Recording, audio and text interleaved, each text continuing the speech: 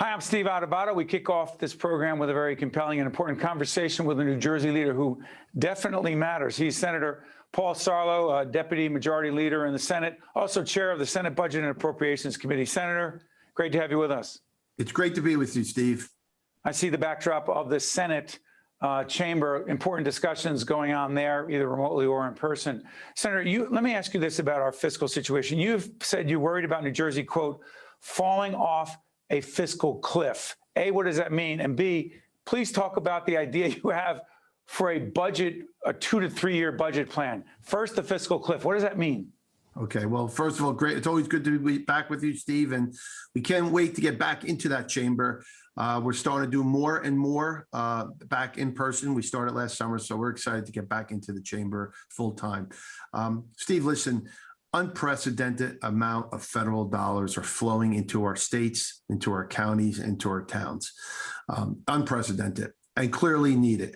Surely it was a shot in the arm during this pandemic. We went through 2 rounds of funding under the Trump administration, and now the latest round from the Biden administration, the American Rescue Plan, which we still don't have all the details. Clearly, there's a pent-up consumer demand. We've borrowed monies as well, federal dollars as well. We were nervous. Was that a mistake, Senator? Was that a mistake to borrow billion dollars? 4.2, $4.3 billion. The governor proposed it. You and your colleagues in the legislature supported it. But now New Jersey apparently is flush with money. Was that, in retrospect, Monday morning quarterback? We're actually taping Monday morning. Is it a mistake? Well, listen, it's easy to be the Monday morning quarterback. At the time we actually borrowed the dollars, we were in dire need. There was all of the economists were forecasting that it was going to take 2 to 3 years to come out of this. I don't think they realized the pent-up consumer demand. Clearly, the economy has rebounded much quicker than we originally thought. Would we still have borrowed the dollars? Perhaps we would have scaled back that number from the $4 billion mark. We cannot look back at this point in time. That goes to your question is, what do? We have this unprecedented amount of federal dollars. We have the borrowed funds. We have an economy that is rebounding. We need to plan for 2 to 3 years. We cannot be a bunch of folks who are looking at a 1 year budget. It needs to be the 2 to 3 year budget. I am concerned about a fiscal cliff. I am concerned about inflation 2 to 3 years from now. The last thing I want to be able to be is sitting in that chamber as the Senate Budget and Appropriations Chairman and to be able to say to my colleagues or to my constituents, more importantly, my colleagues, my constituents, we've received all these federal dollars, we've borrowed these monies, and now inflation has hit and the economy is taking a tank and the fiscal cliff is here. Can't happen. I'm not going to allow it to happen. We need to do a long-term plan. Forget elections, long-term fiscal planning, which includes paying down debt. Well, let's talk about this. By the way, we're taping on the 10th of May. It'll be seen later. So the context of my question will be very clear. So this is May 10th. It is so unpredictable, Senator. Obviously, no one predicted this pandemic and a whole range of other things that have happened connected to COVID. So how the heck can you have a 2 to 3 year budget plan when there's so much uncertainty moving forward? Months, weeks, days, if not years. Good question. A couple points. First of all, the fiscal year budget that we will be adopting in the coming weeks by June 30th will not include any of the American Rescue Plan dollars. There'll be none of them. We are not going to include them. I think we have that agreement. There's number one. Number two is part of the Horizon reorganization plan. There is a couple $100 million there, not part of this budget. Excuse me, Horizon is an underwriter of what we do. I just want to disclose that as the senator is talking. Please, Senator, pick up your point. Okay, so the Horizon reorganization plan that we had adopted last year is a couple $100 million that will be into the state. That money comes into the state, right? Right. We are not going to be using that as part of this year's budget.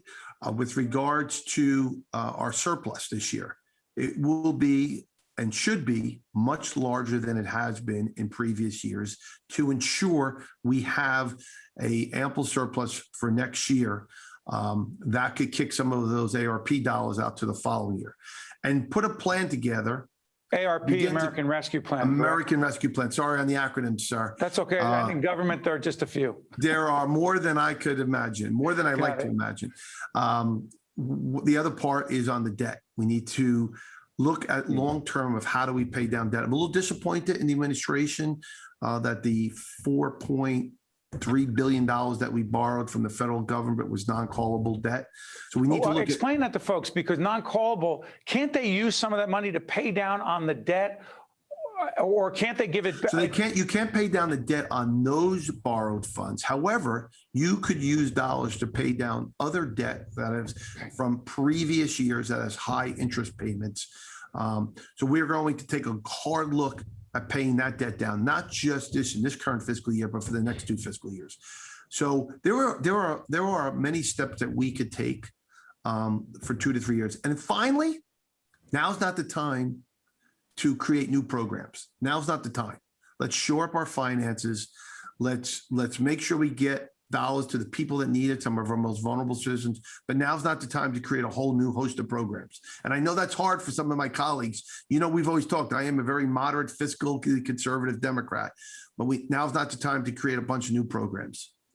Let me ask you this about small businesses. We've had New Jersey Business and Industry Association, different Chamber of Commerce representatives, people in the business community.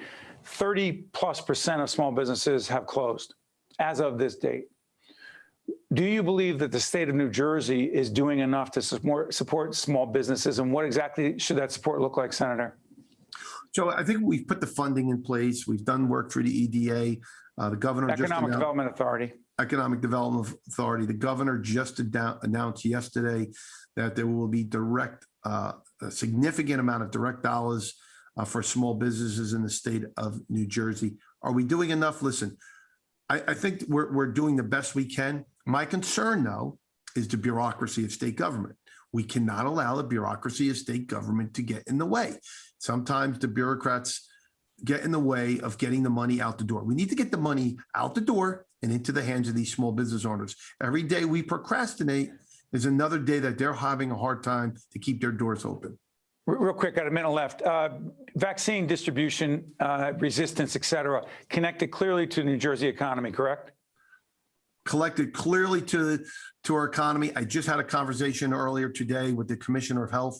I think the next step is now is the time to, I'm still a mayor of my community. Nobody knows my community better than me. I know everybody in my community. I know my folks.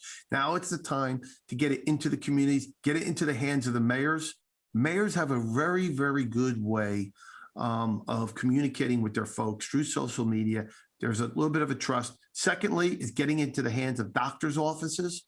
I believe primary care physicians, they've shied away from that across the country, need to get into the local doctor offices. People go in for their checkup, go in for their allergies, go in and let them convince them, please get the vaccine. That is State Senator Paul Sarlo, Deputy Majority Leader, and he's chair of the very powerful and important Senate Budget and Appropriations Committee, a New Jersey leader who definitely matters. Senator, thanks so much for joining us. All the best. Steve, it's always great to be with you. You got it. I'm Steve Adubato. Stay with us. We'll be right back. State of Affairs with Steve Adubato is a production of the Caucus Educational Corporation.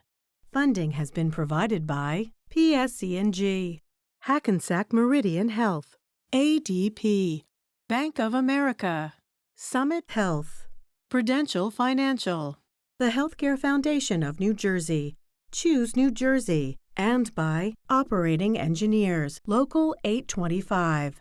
Promotional support provided by NJ.com and by the New Jersey Business and Industry Association. Hello, this is Dr. Joseph Underwood, emergency medicine physician at Hackensack Meridian Health. Health emergencies don't stop because of the COVID-19 pandemic, so if you're experiencing heart attack symptoms like chest pain or stroke symptoms, including balance or vision problems, please call 911 immediately.